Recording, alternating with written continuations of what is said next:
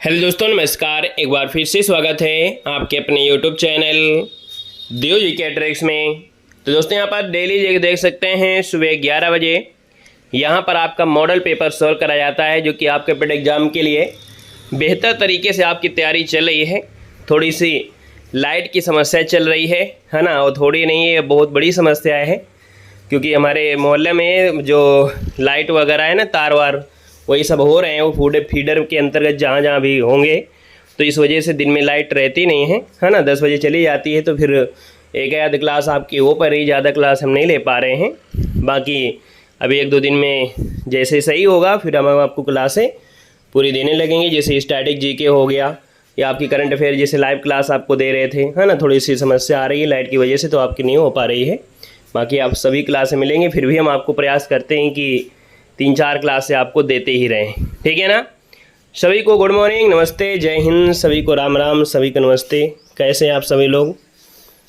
पढ़ते रहिए भाई, है ना। रेलवे एग्ज़ाम भी है, जूनियर असिस्टेंट भी है आपके। हम यूपी जीके का भी देखिए रिवीजन करा दे रहे हैं, करंट अफेयर की आपके रिवीजन हम कराते रहेंगे, तो आप पढ़ते रहिएगा, है ना। जैसे लाइट थोड़ा सही हो जाएगी, लाइट वाला समस्या है 2-4 दिन में, तो फिर आपका सब पूरी क्लासें मतलब बड़ी बड़ी क्लासें भी, और मैराथन क्लासें, और इसके बाद स्ट्रैटेजी की सब आपको देंगे, ठीक है। सभी को नमस्ते, गुड मॉर्निंग, नाम राम राम, सभी को राम राम, गुड मॉर्निंग, खुश रहिए, हर हर महादेव। तो चलते हैं, स्टार्ट करते हैं। और देखिए वीडियो को पूरा देखा करें, क्योंकि वीडियो के लास्ट में आपको हम स्टैटिक जीके से रिलेटेड जो आपकी थ्योरी होती है ना, या जो स्पेशल हम आपको पढ़ा देते हैं वीडियो के लास्ट में, तो उसको आप लोग ज़रूर पढ़िएगा और हमारे ऐप से जुड़ जाइएगा। ऐप में भी आप दे सकते हैं, कई बड़ी सुविधाएं आपकी कर दी गई हैं। काफ़ी ऐसी पीडीएफ हैं, जैसे मैराथन की पीडीएफ आपकी फ्री है, उनको भी आप पढ़ सकते हैं। बाकी अगर आपको हमारे ऐप में जुड़ते हैं तो वहाँ पर 99 का कोर्स भी है। अगर आप 99 रुपये लगा सकते हैं, तो आप हमारे कोर्स को बेहतर तरीके से पढ़ सकते हैं, सीक्वेंस से पढ़ सकते हैं, अपडेटेड होगा और स्पेशल आपका होगा, ठीक है ना। तो चलते स्टार्ट करते हैं। गुड मॉर्निंग, नमस्ते, सभी को जय हिंद। तो चलिए, पहला क्वेश्चन आपसे कह रहा है कि निम्न में से कौन से कर फिरोज शाह तुगलक के द्वारा लगाए गए थे। चलिए बताना है कि कौन सा कर फिरोज शाह तुगलक के द्वारा लगाए गए थे। यहाँ पर आंसर जो आपका है राइट इनमें से क्या हो जाएगा। चलिए 1 को ऑप्शन देना है। चलिए 1 का ऑप्शन देखिए आपका आ रहा है डी नंबर। दोस्तों याद रखिएगा, इनमें से सभी अर्थात खराज एवं खुम्स, जजिया एवं जकात, सर्व जो कि आपका सिंचाई कर था। तो यहाँ पर जो ऑप्शन दिया गया है डी नंबर है, यहाँ पर राइट हो जाएगा। ये सभी कर आपके फिरोज शाह तुगलक के द्वारा लगाए गए थे। ऑप्शन बनेगा आपका डी नंबर है। और आगे बढ़ते हैं, क्वेश्चन आपसे अगला पूछा गया है कि 1915 ईस्वी में महात्मा गांधी ने दक्षिण अफ्रीका से भारत लौटने के पश्चात सर्वप्रथम किस आंदोलन में भाग लिया था। दोस्तों बताना है आपका जो आंसर है यहाँ पर राइट क्या हो जाएगा कि 1915 में महात्मा गांधी ने दक्षिण अफ्रीका से भारत लौटने के पश्चात सर्वप्रथम किस आंदोलन में भाग लिया। तो दोस्तों यहाँ पर देखिए आपका आंसर क्या होगा, और आपका जवाब देखिए सभी का आ गया है। यहाँ पर पहला ऑप्शन हो जाएगा चंपारण सत्याग्रह, ठीक है, चंपारण सत्याग्रह।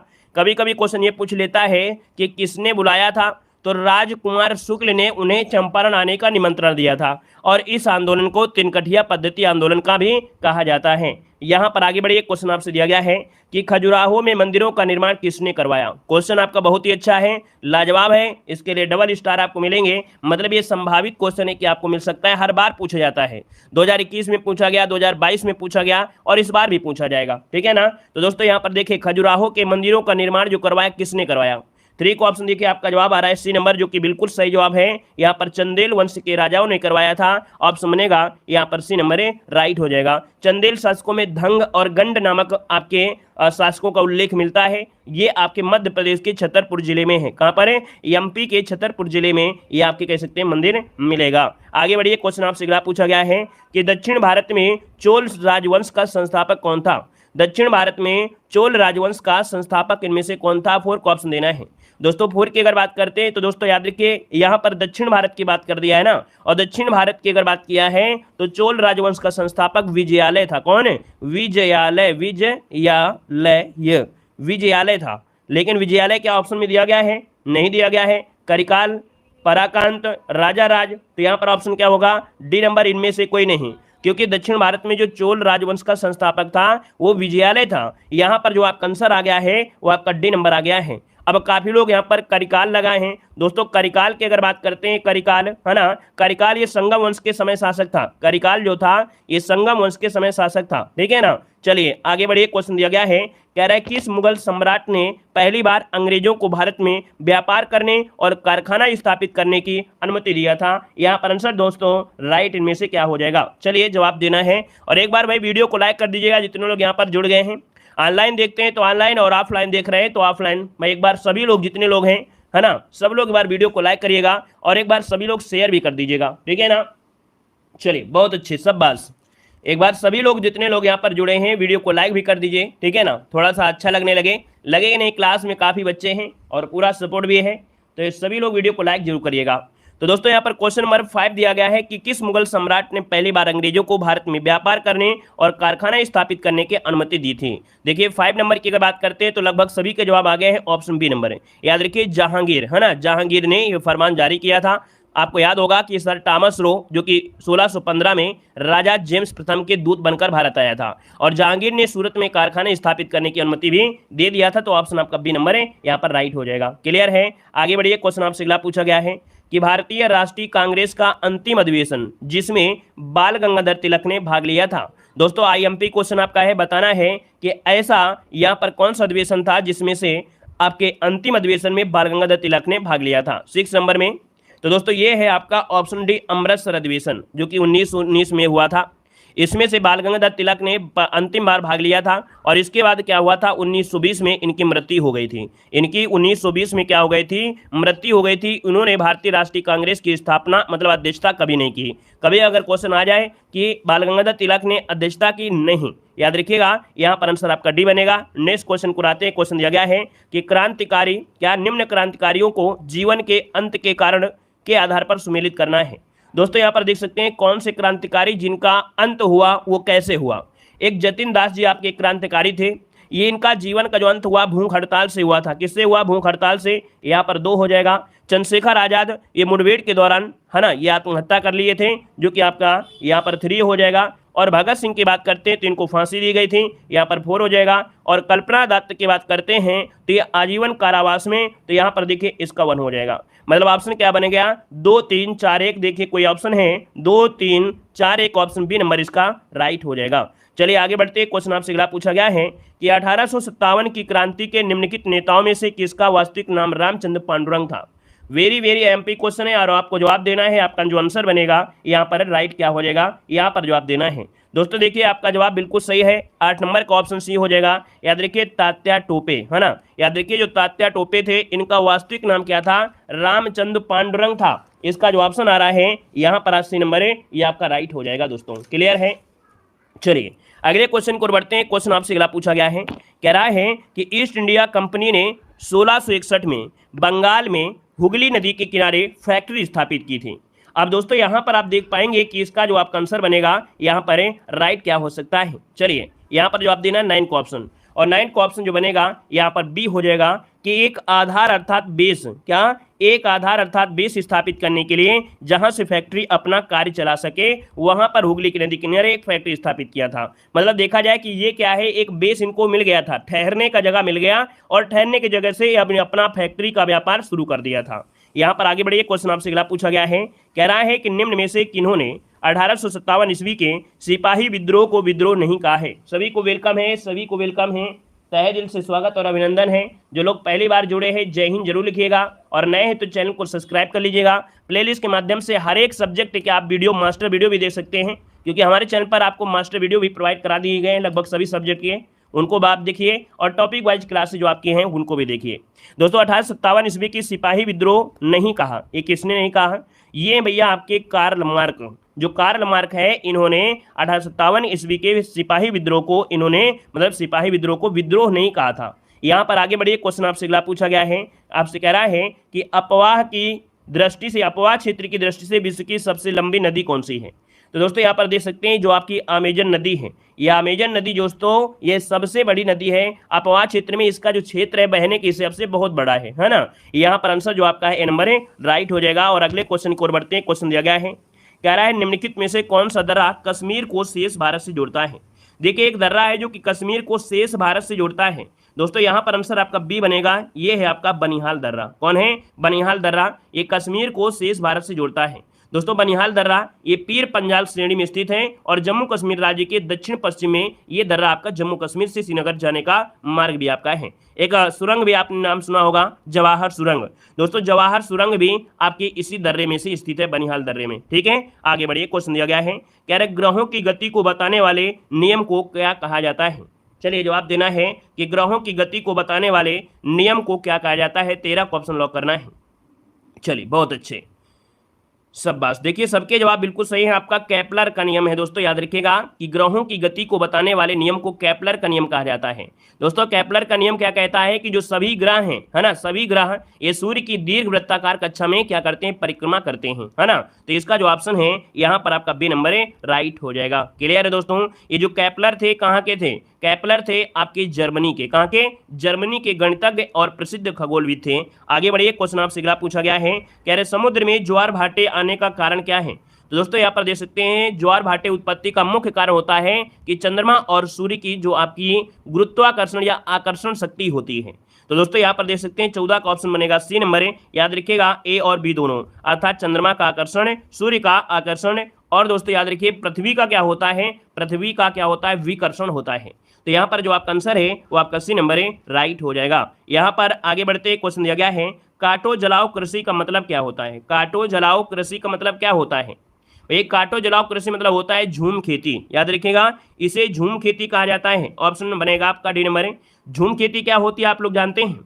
झूम खेती एक प्रकार की आदिम प्रकार की खेती है, अर्थात जनजातीय प्रकार की खेती है, जिसमें पहले वृक्ष और वनस्पतियों को काटकर जला दिया जाता है और भूमि को उपकरणों से साफ करके बीज बो दिया जाता है। तो दोस्तों ये होता है ऑप्शन डी, झूम खेती। यहाँ पर आगे बढ़िए, क्वेश्चन दिया गया है कि स्टैगफ्लेशन से क्या तात्पर्य है? स्टैगफ्लेशन क्या होता है? दोस्तों स्टैगफ्लेशन होता है गतिहीन स्फीति। गतिहीन मतलब दोस्तों यहाँ पर देखा जाए तो इस स्थिति में कीमतें बढ़ती हैं तथा बेरोजगारी, महंगाई ये अर्थव्यवस्था में अपनी जड़ें जमा लेती हैं। यहाँ पर दोस्तों 16 का जो ऑप्शन है यहाँ पर आपका बी नंबर है, प्रसार के साथ बेरोजगारी। यहाँ पर आंसर है, लॉक करेंगे बी नंबर, प्रसार के साथ बेरोजगारी, इसका आंसर है, राइट हो जाएगा। ठीक है, इस स्थिति में क्या होता है? कीमतें बढ़ जाती हैं, बेरोजगारी है, महंगाई है, अर्थव्यवस्था में अपनी जड़ें जमा लेती हैं। ठीक है, आगे बढ़िए। क्वेश्चन आपसे अगला पूछा गया है, कह रहे जीएसटी परिषद में कितने सदस्य हैं? जीएसटी परिषद में कितने सदस्य हैं? यहाँ पर जवाब देना है। दोस्तों जीएसटी परिषद में आपका जवाब हो जाएगा सी नंबर, 33 सदस्य हैं। कितने हैं? 33 सदस्य हैं, जिसका ऑप्शन है यहाँ पर सी नंबर है, बिल्कुल राइट आंसर है, यहाँ पर हो जाएगा। दोस्तों यहाँ पर आगे बढ़िए, क्वेश्चन दिया गया है, कह रहे निम्नलिखित में से कौन सी संस्था वर्ल्ड बैंक के नाम से भी जानी जाती है? कौन सी संस्था है जो कि वर्ल्ड बैंक के नाम से भी जानी जाती है? दोस्तों क्वेश्चन नंबर 18 लॉक किया जाए। वीडियो को भाई लाइक शेयर कर दीजिएगा। देखिए काफ़ी लोग जुड़े हैं, है ना, कितने लोग जुड़े हैं, लेकिन लाइक की संख्या थोड़ा कम है, तो देख लीजिएगा। जिन लोगों ने अभी तक लाइक नहीं किया है तो सभी लोग लाइक करिएगा। सबका सपोर्ट सबका विकास, है ना भाई। हमें भी अच्छा लगता है जब आप सभी का सपोर्ट होता है, आप लोग मेहनत करते हैं, तो सब लोग भाई वीडियो को जरूर लाइक शेयर करते रहिएगा। ठीक है, चलिए वर्ल्ड बैंक के नाम से जाना जाता है। दोस्तों आपका 18 नंबर में लगभग जवाब आया है। दोस्तों ये है international bank for restriction and development, मतलब ऑप्शन जो आपका दिया गया है यहाँ पर ए नंबर है, ये आपका राइट हो जाएगा। और इसकी स्थापना जो हुई थी वो आपकी 1945 में, कब? 1945 में की गई थी। अगर पूछे कि इसका मुख्यालय कहाँ पर है तो आप जवाब दे सकते हैं क्या? वर्ल्ड बैंक का जो मुख्यालय है वो आपके है कहाँ पर? जल्दी से कमेंट करिए, कहाँ पर है? वाशिंगटन डीसी में है। बिल्कुल सही है, वाशिंगटन डीसी में इसका मुख्यालय है, याद रखिएगा। और ये जो आपका है विभिन्न देशों को विकास के लिए ऋण उपलब्ध कराता है। आगे बढ़िए, क्वेश्चन दिया गया है कि नियत विदेशी मुद्रा की दर को कौन बदल सकता है? नियत विदेशी मुद्रा की दर को कौन बदल सकता है? तो दोस्तों ये हैं आपके भारतीय रिजर्व बैंक। ऑप्शन बनेगा यहाँ पर नंबर है कि नियत विदेशी मुद्रा की जो दर है वो आरबीआई अर्थात भारतीय रिजर्व बैंक बदल सकता है, क्योंकि आरबीआई भारत का केंद्रीय बैंक होता है और यह भारत का मौद्रिक नीति का निर्धारण भी करता है। आपसे क्वेश्चन पूछा जाता है कि भारत में मौद्रिक नीति का निर्धारण कौन करता है, तो आप कहते हैं आरबीआई करती है। क्वेश्चन बहुत बार पूछा गया है। नेक्स्ट क्वेश्चन कराते हैं। क्वेश्चन दिया गया है कि भारत की समेकित निधि में से राज्यों के बीच राजस्व की अनुदान सहायता को नियंत्रित करने के सिद्धांतों पर कौन राष्ट्रपति को सिफारिश करता है? क्वेश्चन इकोनॉमिक्स से है तो लैंग्वेज थोड़ा कठिन मिलेंगे।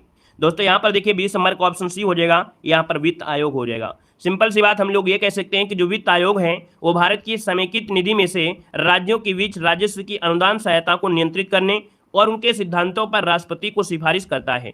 और अगर हम आपसे पूछें कि वित्त आयोग का जो गठन है वो आपके किसके तहत है, तो वित्त आयोग का गठन 280 के तहत राष्ट्रपति के द्वारा किया जाता है, प्रत्येक 5 वर्षों के लिए होता है। ये क्वेश्चन आपसे बहुत बार पूछा गया है, ठीक है ना। तो इकोनॉमिक्स के काफी कठिन क्वेश्चन कंप्लीट हुए। यहाँ पर आइए जो आपके अगले आ गए हैं पॉलिटी से। शिक्षा के अधिकार के तहत 86 संविधान संशोधन द्वारा 6 से 14 वर्ष तक की आयु के बालकों की मुफ्त शिक्षा हेतु संविधान में कौन सा अनुच्छेद शामिल किया गया है। दोस्तों यहाँ पर देख सकते हैं कि भैया जो आपके 6 से 14 वर्ष के बच्चे हैं इनको फ्री शिक्षा आपकी प्रदान की जाएगी। इसके लिए शामिल किया गया है आर्टिकल नंबर 21 का ए, जो कि ऑप्शन है पहला वाला ही ऑप्शन यहाँ पर राइट हो जाएगा। और दोस्तों ये अधिनियम आया था 2009 में और ये लागू हुआ था 1 अप्रैल 2010 से। ये जो आपका फ्री शिक्षा वाला है 1 अप्रैल 2010 से लागू हुआ था दोस्तों, है ना। कौन से नंबर का था, तो 86वें नंबर का ये संविधान संशोधन हुआ था। Very good. अगला क्वेश्चन बताइएगा कि वित्त आयोग अपनी सिफारिशें किसे सौंपता है। वित्त आयोग अपनी जो सिफारिशें हैं वो किसे सौंपता है, जवाब देना है। तो दोस्तों आपका 22 नंबर की अगर बात करते हैं तो ऑप्शन क्या हो जाएगा, यहाँ पर डी नंबर राष्ट्रपति होता है। याद रखिएगा कि जो वित्त आयोग होता है अपनी सिफारिश, है ना, ये भारत के राष्ट्रपति को सौंपता है। और वित्त आयोग जो आपका एक संवैधानिक संस्था है, कभी कभी क्वेश्चन पूछता है कि वित्त आयोग कैसी संस्था है, तो ये संवैधानिक है। संवैधानिक मतलब होता है जिसका निर्माण भारतीय संविधान के समय ही हुआ हो, और ये आर्टिकल नंबर 280 के तहत इसका निर्माण किया गया था। यहाँ पर आगे बढ़ते हैं, क्वेश्चन आपसे अगला पूछा गया है कि भारत का संविधान तैयार करने के लिए गठित संविधान निर्मात्री सभा के अध्यक्ष कौन थे। दोस्तों बताना है कि संविधान निर्माण करते समय जो आपके संविधान निर्माता थे उसके अध्यक्ष पूछा गया है। और अध्यक्ष तो आपके कौन थे, तो डॉक्टर राजेंद्र प्रसाद लगाइएगा, भीमराव अम्बेडकर मत लगाइएगा, क्योंकि अध्यक्ष पूछा है और अध्यक्ष पूछा है तो आपको डॉक्टर राजेंद्र प्रसाद लगाना है। और अगर आपसे पूछे अस्थायी अध्यक्ष कौन थे, तो अस्थायी अध्यक्ष थे आपके डॉक्टर सच्चिदानंद सिन्हा हो जाएंगे। दोस्तों याद रखिएगा, ठीक है ना, क्लियर है। आगे बढ़िए, क्वेश्चन दिया गया है कि समवर्ती सूची में किसी विषय पर केंद्र और राज्य के बीच कानून में द्वंद्व होने की स्थिति में क्या होता है। मतलब समवर्ती सूची क्या होती है, जिसमें राज्य सरकार और केंद्र सरकार दोनों कानून बना सकती है।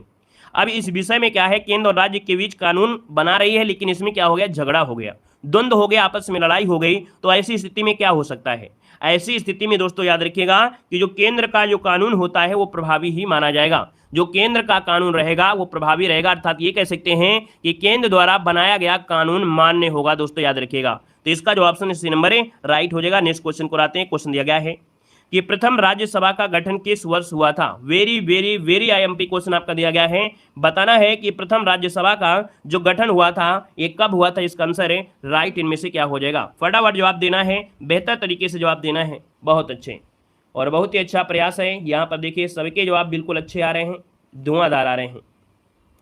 सभी को जय हिंद, सभी को जय हिंद। चलिए भाई, यहाँ पर देखिए 25 नंबर का जो ऑप्शन आया है 3 अप्रैल 1952। कोई है ऑप्शन बी वाला बिल्कुल राइट है। याद रखिएगा 3 अप्रैल 1952 को हुआ था। दोस्तों वहीं पर याद रखिएगा कि राज्यसभा संसद का उच्च सदन होता है, स्थायी सदन होता है, सदस्यों का कार्यकाल 6 वर्ष होता है। इसके 1/3 सदस्य प्रति 2 वर्ष के अवकाश में अवकाश कर लेते हैं। इनकी जगह नए सदस्य यहाँ पर चुन लिए जाते हैं। तो आपका आंसर हो जाएगा बी नंबर हो जाएगा। चलिए आगे बढ़ते हैं। क्वेश्चन आपसे अगला पूछा गया है कि वाहनों के पार्श्व दर्पण मतलब साइड मिरर में किस प्रकार के दर्पण का प्रयोग करते हैं। दोस्तों यहाँ पर जो आपका आंसर है राइट क्या हो जाएगा। सभी को भैया वेलकम है, सभी को वेलकम है। वीडियो को लाइक शेयर करते हुए चलेंगे दोस्तों। जितने लोग यहाँ पर जुड़े हैं शेयर नहीं, है ना, इस बार को बिल्कुल झंडा गाड़ के आना है, तो मेहनत करते रहिए बेहतर तरीके से। दोस्तों यहाँ पर देखिए 26 नंबर की अगर बात करते हैं तो ऑप्शन बनेगा ए नंबर, ये है उत्तर लेंस। मतलब गाड़ी के पीछे जो आपका उत्तर लेंस लगा होता है। दोस्तों याद रखिए जो पीछे की चीज़ें आपको दिखने को मिलती हैं, है ना। यहाँ पर दोस्तों कोई वाहन आ रहा है तो भैया इसमें होता है उत्तर लेंस, है ना। उत्तर लेंस क्या होता है, कोई भी वस्तु होती है छोटी दिखाई देती है लेकिन सीधा दिखाई देती है, ठीक है ना। ट्रक होता है तो भी आपके शीशे के अंदर समा जाता है, मतलब शीशे में आप लोग देख सकते हैं, तो वस्तु का आकार छोटा हो जाता है और लेकिन वास्तविक होता है। यहाँ पर आगे बढ़िए, क्वेश्चन आपसे दिया गया है, कह रहे प्राणी जगत का सबसे बड़ा संघ जिसमें कीट भी आपके सम्मिलित हैं। दोस्तों ये देखा जाए तो प्राणी जगत का सबसे बड़ा संघ है आर्थ्रोपोडा संघ। आर्थ्रोपोडा संघ जो कि ऑप्शन बनेगा यहाँ पर आपका आर्थ्रोपोडा प्राणी जगत का सबसे बड़ा है। सही तो है, ऑप्शन सी इसका राइट हो जाएगा। आर्थ्रोपोडा जो आपका है प्राणी जगत का सबसे है, इसमें कीट भी शामिल है। कीटों का बाह्य कंकाल जो काइटिन का बना होता है ना। शरीर खंडयुक्त होता है जो कीटों का होता है। कीटों में 3 जोड़ी मतलब 6 पैर होते हैं, है ना। तो ये आपके आते हैं आर्थ्रोपोडा संघ में। ऑप्शन बनेगा आपका सी नंबर है। यहाँ पर आगे बढ़िए, क्वेश्चन दिया गया है कि किसी वस्तु की विराम अवस्था को चाल की अवस्था मानी जाती है।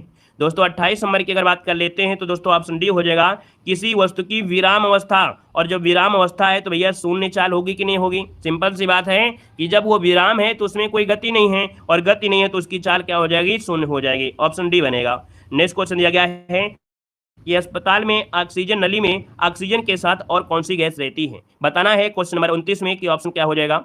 कह रहा है आपके अस्पताल में ऑक्सीजन नली में ऑक्सीजन के साथ और कौन सी गैस होती है?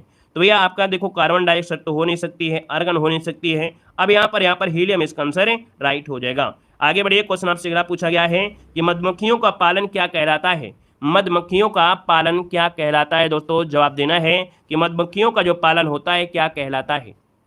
चलिए, एपी कल्चर बिल्कुल सही है। जवाब जिसका आया है एपी कल्चर, डी नंबर है, बिल्कुल सही जवाब हो जाएगा। वहीं पर दोस्तों आपसे पूछे पीसी कल्चर, और पीसी कल्चर में क्या होता है? मछली पालन होता है, मछली पालन होता है, मछली, है ना। यहाँ पर सेरी कल्चर में क्या होता है? सेरी कल्चर में आपका रेशम होता है। क्या होता है? रेशम आपका होता है, ठीक है, रेशम के जो कीड़े पालन होता है। टिश्यू कल्चर में क्या होता है? तो टिश्यू कल्चर में होता है ऊतक संवर्धन का, मतलब ऊतक जो होते हैं संवर्धन उनका यहाँ पर होता है। आगे बढ़िए, क्वेश्चन आपसे अगला पूछा गया है, कह रहा है राज्य द्वारा निकाला गया आधिकारिक आदेश वाक्यांश के लिए शब्द बताना है। जो राज्य के द्वारा निकाला गया आधिकारिक आदेश होता है उसे कहते क्या है? दोस्तों आपको जवाब देना है, आपका जो आंसर है यहाँ पर क्या हो जाएगा? तो आप कहेंगे सर राज्य के द्वारा निकाला गया आधिकारिक आदेश अध्यादेश हो जाएगा। और अध्यादेश की अगर बात करते हैं तो ऑप्शन बनेगा यहाँ पर आपका बी नंबर है, यहाँ पर राइट हो जाएगा बी नंबर, ठीक है। यहाँ आगे बढ़िए, क्वेश्चन आपसे अगला पूछा गया है कि निम्न वाक्यों में से शुद्ध वाक्य पहचाना है, शुद्ध वाक्य इनमें से राइट क्या हो जाएगा? चलिए यहाँ आंसर लॉक करना है। कह रहा है मैं तुमको कुछ कहता है, देखो गलत दिया है, मैं तो आपका गलत दिया गया है, प्रत्येक को 5-5 रुपए दिए जाएं, बिल्कुल सही जवाब है, ऑप्शन सी नंबर है बन जाएगा भाई, ठीक है। आगे बढ़िए, क्वेश्चन आपसे अगला पूछा गया है, कह रहा है निम्न में से कौन सा यमुना का एक पर्यायवाची नहीं है? दोस्तों यमुना का पर्यायवाची श्यामा होता है, रवि सुता होता है, कालिंदी होता है, लेकिन जाह्नवी नहीं होता है। अब आप बताएंगे जाह्नवी किसका होता है? जल्दी बताइए, जाह्नवी जो होता है किसका होता है? जल्दी से कमेंट करें, सभी लोग कमेंट करें, जितने लोग जुड़े हैं सबके जवाब आए। बिल्कुल सही है, गंगा, है ना। जाह्नवी जो होता है गंगा का पर्यायवाची होता है, याद रखिए गंगा का होता है, ठीक है। आगे बढ़िए, क्वेश्चन दिया गया है कि दशरथ सुत तिहुँ लोक बखाना, राम नाम का मरम है आना, ये किस रचनाकार की पंक्ति है? और सभी लोग धोखा खा जाते हैं इस पंक्ति में।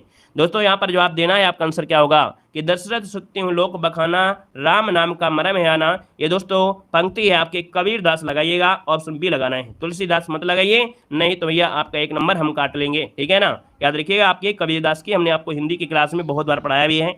अगला क्वेश्चन पर आते हैं। क्वेश्चन दिया गया है बेड़ा पार होना, इस मुहावरे का सही अर्थ इनमें से क्या है? 35 नंबर में बेड़ा पार होना मतलब होता है क्या कि आपने जो योजना बनाई थी वो आपकी योजना के अनुसार वो योजना क्या हो गई? सफल हो गई। तो यहाँ पर दोस्तों आपका आंसर यहाँ पर योजना में सफल हो जाना, बेड़ा पार होना, ऑप्शन बनेगा आपका नंबर राइट हो जाएगा। आगे बढ़िए, क्वेश्चन दिया गया है कि आधुनिक ओलंपिक खेलों का 7वां आयोजन कब हुआ था?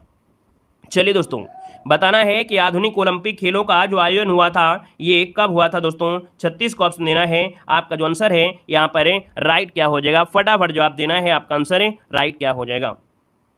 चलिए यहाँ पर देखिए काफी लोगों के जवाब यहाँ पर आ रहे हैं और बिल्कुल सही जवाब आ रहा है, देख सकते हैं काफी लोग जवाब दे रहे हैं कि जो 1896 में, है ना, 1896 में ये आपका हुआ था दोस्तों, एथेंस में आपके हुए थे, ऑप्शन डी नंबर इसका राइट हो जाएगा। और इसके बाद आगे बढ़ते हैं, क्वेश्चन आपसे अगला पूछा गया है निम्नलिखित में से कौन सी नदी बंगाल के शोक नदी के रूप में बंगाल के शोक नदी के रूप में जाना जाता है? दोस्तों यहाँ पर देख सकते हैं कि बंगाल का शोक नदी कौन सी है? तो ये है आपकी दामोदर नदी। कौन है? दामोदर नदी है, ऑप्शन आपका बी नंबर है, यहाँ पर राइट हो जाएगा, बी नंबर हो जाएगा। आगे बढ़िए, क्वेश्चन आपसे अगला पूछा गया है, कह रहे हैं निम्न में से किस राज्य की सीमा, है ना, निम्न में से किस राज्य की चीन के साथ सीमा जो आपकी है उभयनिष्ठ नहीं है? उभयनिष्ठ नहीं है दोस्तों, बताना है तो आपकी जम्मू कश्मीर हो जाएगा, सिक्किम हो जाएगा, अरुणाचल प्रदेश हो जाएगा, लेकिन भाई उत्तर प्रदेश होगा क्या? नहीं होगा ना, तो ऑप्शन बनेगा आपका डी नंबर राइट हो जाएगा, डी नंबर। चलिए आगे बढ़ते हैं, क्वेश्चन आपसे दिया गया है कि भारत ने अपना पहला परमाणु विस्फोट परीक्षण कब किया था? दोस्तों बताना है भारत ने अपना पहला परमाणु विस्फोट परीक्षण जो किया ये कब किया था? दोस्तों यहाँ पर आंसर देना है, आपका जवाब इनमें से राइट क्या हो जाएगा? दोस्तों यहाँ पर देखिए ऑप्शन आपका जो आएगा डी नंबर है, याद रखिएगा 1974 में, 1974 जो कि 18 मई को किया था, ये स्वदेशी पहला परीक्षण परमाणु था। और ये कहाँ पर किया गया था? तो आपके राजस्थान के जैसलमेर जिले के पोखरण में किया गया था। राजस्थान के जैसलमेर जिले के पोखरण में किया गया था। ऑप्शन जिसका है डी नंबर है राइट हो जाएगा। नेक्स्ट क्वेश्चन को आते हैं। क्वेश्चन दिया गया है कि ज्ञानपीठ पुरस्कार पाने वाली पहली महिला इनमें से कौन थी। चलिए बताना है आपका जो आंसर है यहाँ पर राइट क्या हो जाएगा कि ज्ञानपीठ पुरस्कार पाने वाली पहली महिला आपकी थी तो आशापूर्णा देवी थी। ऑप्शन आपका डी नंबर है राइट हो जाएगा, आशापूर्णा देवी हो जाएगा। नेक्स्ट क्वेश्चन आपसे कह रहा है कि पैलेस ऑन व्हील क्या है। दोस्तों पैलेस ऑन व्हील क्या है, तो दोस्तों देखिए ये जो आपकी है राजस्थान की एक राजसी रेल यात्रा है। ठीक है, यहाँ पर आंसर हो जाएगा कि राजस्थान की एक राजसी रेल यात्रा है, जो कि ऑप्शन बनेगा बी नंबर है। और अगला क्वेश्चन यहाँ पर आपके सामने आ गया है, कह रहा है कि विश्व प्रसिद्ध सेरेंगेटी नेशनल पार्क और मसई मारा नेशनल पार्क किस महाद्वीप में आपके हैं। चलिए दोस्तों यहाँ पर देखो सेरेंगेटी नेशनल पार्क है और मसाई मारा नेशनल रिजर्व आपके हैं किस महाद्वीप में है। दोस्तों यहाँ पर जो आपका आंसर बनेगा राइट इनमें से क्या हो जाएगा, फटाफट जवाब देना है आपका आंसर इनमें से राइट क्या हो जाएगा। तो दोस्तों यहाँ पर आपका ये जो आपके हैं आपके अफ्रीका में है। कहाँ पर हैं आपके अफ्रीका, इसका आंसर है राइट हो जाएगा। और आगे बढ़िए क्वेश्चन आपसे अगला पूछा गया है कि निम्न में से कौन ब्रिक का सदस्य नहीं है। बताइएगा कि ब्रिक का जो सदस्य नहीं है आपका इनमें से कौन नहीं है, फटाफट जवाब देना है। दोस्तों ये यहाँ पर रूस भी है, भारत भी है, ब्राजील भी है ना, लेकिन भैया जो आपका क्यूबा है ये क्यूबा है क्या, नहीं है। तो ऑप्शन बनेगा यहाँ पर आपका ए नंबर है, जिसका आ रहा है बिल्कुल राइट हो जाएगा। नेक्स्ट क्वेश्चन दिया गया है कि राजीव गांधी के मृत्यु दिवस को के रूप में मनाया जाता है। दोस्तों राजीव गांधी की जो मृत्यु हुई थी वो 21 मई को हुई थी। क्या 21 मई 1991 को हुई थी। एक आतंकी हमले में तमिलनाडु के श्री पेरम्बूर में इनकी मृत्यु हुई थी, इसलिए 21 मई को आतंकवाद विरोधी दिवस मनाया जाता है। क्या 21 मई को आतंकवाद विरोधी दिवस मनाया जाता है। ऑप्शन राइट हो जाएगा, यहाँ पर आपका डी नंबर है राइट हो जाएगा। क्लियर है। अगला क्वेश्चन यहाँ पर आपके सामने आ गया है, कह रहे अंडमान निकोबार द्वीप समूह की राजधानी यहाँ पर बताना है, आपका आंसर इनमें से क्या हो जाएगा। चलिए अंडमान निकोबार द्वीप समूह की राजधानी पूछा गया है, आपका आंसर है यहाँ पर क्या हो जाएगा। अब आप कहेंगे सर यहाँ पर आंसर देखा जाए तो आपका जो पोर्ट ब्लेयर है बिल्कुल राइट हो जाएगा, पोर्ट ब्लेयर इसका आंसर है राइट हो जाएगा, पोर्ट ब्लेयर हो जाएगा। कह रहा है यहाँ पर 36 नंबर में इसरो का 11वां अध्यक्ष किसे नियुक्त किया गया है। चलिए जवाब देना है कि इसरो का जो 11वां अध्यक्ष है वो किसे नियुक्त किया गया है। वी.आर. नारायण, बहादुर साहू, जितेंद्र मिश्रा, भुवनेश कुमार। चलिए जवाब आ गया है, ये वरिष्ठ वैज्ञानिक है ना, इसरो के 11वां अध्यक्ष और अंतरिक्ष विभाग के सचिव भी आपके रहे हैं। ये जो आपके हैं ऑप्शन नंबर आपका फर्स्ट, जिसका ऑप्शन आ गया है वी नारायण, बिल्कुल सही जवाब इनमें से हो जाएगा, ए नंबर आपका बनेगा। आगे बढ़ते हैं, क्वेश्चन नंबर आपका 37 है और आपसे कह रहा है कि भारत के 13वें राष्ट्रपति प्रणब मुखर्जी का स्मारक कहां पर बनेगा। चलिए बताना है कि भारत के जो 13वें राष्ट्रपति हैं प्रणब मुखर्जी, इनका स्मारक जो बनेगा वो कहां पर बनेगा। चंडीगढ़, पश्चिम बंगाल, दिल्ली या महाराष्ट्र। आपका जो राइट आंसर है इनमें से क्या हो जाएगा। तो यहाँ पर देखा जाए तो आपका आंसर सी हो जाएगा, ये आपके दिल्ली में बनेगा। कहां पर बनेगा, दिल्ली में स्मारक बनेगा, जो कि ऑप्शन नंबर आपका सी राइट हो जाएगा। आगे बढ़ते हैं, क्वेश्चन नंबर आपका अगला पूछा गया 38 नंबर में, कह रहा है कि नई खोजों के साथ कौन सा देश है जो लिथियम भंडार वाला विश्व का दूसरा शीर्ष देश आपका बना है। यानी एक ऐसी खोज हुई है जहां पर देखा जाए लिथियम के भंडार पाए गए हैं और ये विश्व का दूसरा शीर्ष देश इनमें से आपका बना है। तो दोस्तों यहाँ पर देखा जाए तो आपका आंसर क्या होगा, यहाँ पर आंसर आपका डी हो जाएगा, ये है आपका चीन, है ना। कौन है, तो यहाँ पर देखा जाए चीन दुनिया का दूसरा सबसे बड़ा लिथियम भंडार यहाँ पर बन चुका है। यहाँ पर आंसर आपका डी राइट हो जाएगा। आगे बढ़ते हैं, क्वेश्चन नंबर आपका अगला पूछा गया है 39 नंबर में और आपसे कह रहा है कि क्लाउडी एसईके की रिपोर्ट के अनुसार साइबर हमलों के मामलों में भारत को वैश्विक स्तर पर कौन से स्थान मिला है। यानी साइबर हमले जो आपके होते हैं और साइबर हमले में अगर हम आपसे पूछे तो भैया भारत का जो स्थान है वो आपका कौन सा स्थान है। तो दोस्तों यहाँ पर आंसर आपका फर्स्ट बी नंबर आपका हो जाएगा, दूसरा स्थान है। क्या है, दूसरा स्थान यहाँ पर है। वहीं पर देखा जाए तो पहला स्थान जो आपका है वो यूएसए का है, यानी अमेरिका का है। तो ऑप्शन नंबर आपका बी यहाँ पर राइट हो जाएगा। आगे बढ़ते हैं, क्वेश्चन नंबर आपका 40 है और आपसे कह रहा है ऑनलाइन वन्यजीव अपराध संबंधी FIR दर्ज करने के लिए गरुड़ाक्षी पोर्टल किस राज्य ने लॉन्च किया है। वेरी IMP क्वेश्चन है, यहाँ पर आप दे सकते हैं कि सर ऑनलाइन जो वन्यजीव अपराध हैं इनसे संबंधी FIR दर्ज करने के लिए गरुड़ाक्षी जो पोर्टल है वो किस राज्य ने लॉन्च किया है। 40 नंबर की बात करते हैं तो दोस्तों ये है आपका कर्नाटक है, यानी आपका कर्नाटक ने ये आपका है जो वन्यजीव अपराधों को रोकने के लिए गरुड़ाक्षी जो आपका ऑनलाइन यहाँ पर पोर्टल है लॉन्च किया। ऑप्शन आपका बी राइट हो जाएगा। चलिए यहाँ पर आगे बढ़ते हैं, क्वेश्चन नंबर आपका 41 है और आपसे कह रहा है कि हाउ इंडिया स्किल्ड MTG 20 पुस्तक का संबंध किस लेखक से है। यहाँ पर 41 नंबर है। 41 की बात करते हैं तो आप कहेंगे सर ये हैं आपके अमिताभ कांत हैं। क्या है? इनका नाम है अमिताभ कांत। ऑप्शन नंबर आपका जो बनेगा यहाँ पर आपका फर्स्ट नंबर है, राइट हो जाएगा, अमिताभ कांत आपका बनेगा। आगे बढ़ते हैं, क्वेश्चन नंबर आपका 42 है और आपसे कह रहा है कि चिकित्सा पत्रिका नेचर एजिंग के ग्लोबल एजिंग इंडेक्स 2025 में भारत को कौन सा स्थान मिला है? 42 नंबर दिया गया और 42 की बात करते हैं तो दोस्तों याद रखिएगा यहाँ पर आंसर बी हो जाएगा, 123वां स्थान यहाँ पर मिला है। 143 देशों को शामिल किया गया था जिसमें यहाँ पर भारत का स्थान जो है वो आपका 23 है। इसका मतलब ये है कि तेजी से बढ़ती उम्र वाले समाज के लिए जो आपकी तैयारियां हैं है ना, उनके लिए आपका है। तो यहाँ पर जो आपका आंसर बनेगा वो आपका बी नंबर है, राइट हो जाएगा दोस्तों, याद रखिएगा। क्लियर हो गया है। और आगे बढ़ते हैं, क्वेश्चन आपसे अगला पूछा गया और आपसे कह रहा है 43 नंबर में हेनले पासपोर्ट इंडेक्स 2025 में भारत को कौन सा स्थान मिला है? यहाँ पर देखा जाए पासपोर्ट की जो रिपोर्ट है साल में 3 बार लगभग आपकी आती है ना, हर लगभग हर 4 माह में आती है। तो यहाँ पर देखा जाए तो जुलाई के पहले की यहाँ पर जो आपके सामने है, यहाँ पर देखा जाए 2025 में यहाँ पर जो आपका आंसर बनेगा वो आपका कौन हो जाएगा? तो बी नंबर यहाँ पर देखा जाए तो आपका कौन 85, यानी कि यहाँ पर जो आपका आंसर है वो राइट जो आपका हो जाएगा वो आपका हो जाएगा 85 नंबर आपका आंसर यहाँ पर हो जाएगा, यानी 25वां जो 85 नंबर का स्थान है यहाँ पर हेनले पासपोर्ट इंडेक्स 2025 में है। ठीक है ना, तो यहाँ पर आपका 85 हो जाएगा। आगे बढ़ते हैं, क्वेश्चन आपसे अगला पूछा गया है। यहाँ पर दिया गया है कि भारतीय नौसेना ने प्रोजेक्ट P15 के तहत P75 के तहत शामिल हुई छठी और अंतिम अत्याधुनिक स्कॉर्पियन श्रेणी की पनडुब्बी कौन सी है? यानी देख सकते हैं कि भारतीय नौसेना में इसको शामिल किया गया है और ये छठी और अंतिम अत्याधुनिक स्कॉर्पियन श्रेणी की पनडुब्बी है। इसका नाम क्या है? तो इसका नाम रखा गया है वाघसीर। क्या नाम है? वाघसीर। यहाँ पर जो आंसर है वो आपका फर्स्ट नंबर है, यहाँ पर है, राइट हो जाएगा दोस्तों, याद रखिएगा। ठीक है, और यहाँ पर आगे बढ़ते हैं, क्वेश्चन नंबर आपका 45 है और आपसे कह रहा है कि चर्चा में रहा 35 मंजिला ऊंचा ग्लेन रॉकेट का संबंध किस अंतरिक्ष एजेंसी से है? क्वेश्चन नंबर आपका 45 है और आपसे कह रहा है जो चर्चा में रहा 32 मंजिला ऊंचा ये ग्लेन रॉकेट है और इसका जो संबंध है किस अंतरिक्ष एजेंसी से है?